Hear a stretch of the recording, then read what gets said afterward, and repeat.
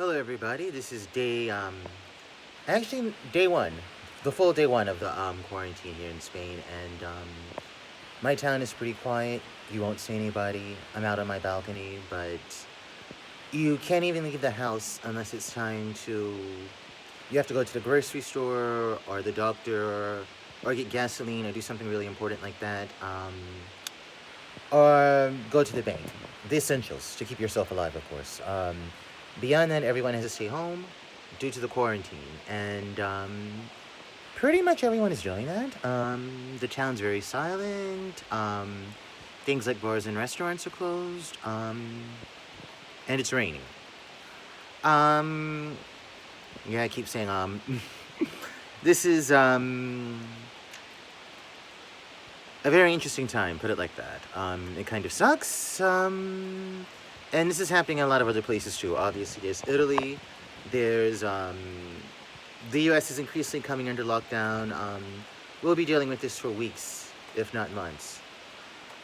But yeah, all services that are like not needed to keep you alive basically have closed. People, if they do go to work, if your job is still open, you're telecommuting. Are there, depending on some jobs that you actually have to go to work for, people have to go to the grocery store to work, for example, they drive there, or I don't know if the buses are open, but I do know that a lot of things are closed. Government employees are doing, if it's open to the public, like you're a government employee and you face the public, your job is closed. I don't even know how this is going to look going forward, but I know it won't be the same because even going to the grocery store, recently, they had gloves, hand sanitizers, and everything. I think for a lot of things in the very near future, when government offices open up, I think they'll be automated. We'll have to hand in digital copies or go online or something like that, or fax things over, because who wants to touch people's papers? They could have sneezed on them. They could have like whatever disease, not just a coronavirus. They could have the flu or something else. This completely changes everything in a very short period of time, and yeah, and it's really rapidly changed things.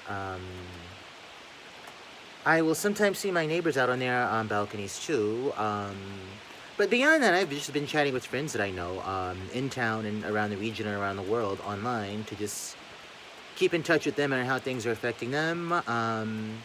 But this has certainly affected everybody, and most European countries have declared whatever sort of emergency, as people who can't work will have to get some sort of compensation. And the same is true in America. President Trump declared a federal emergency, and this is declared a federal emergency, which affects everybody. I'm not used to speaking on YouTube, so I keep saying but here's a disaster emergency, and I'm not used to holding a camera like this, so I'll get better on my next ones.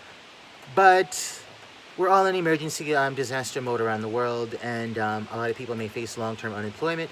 So a lot of people I know here in Spain are pretty scared and afraid. The U.S., people that I know from the U.S., where it's not as severe, seem to be in denial, but as it gets worse in the U.S., people are more openly admitting they're afraid too, and what will they do?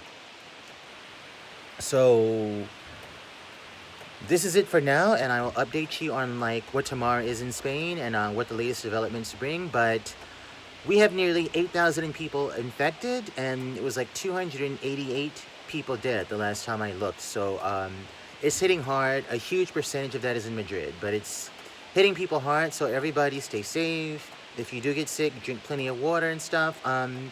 Doctors don't really want you to come in unless you're really sick. So if you're a person and you just have symptoms, but it's not like you're sick, that's a huge chunk of people. They want you to stay at home and stay quarantined. Bye for now.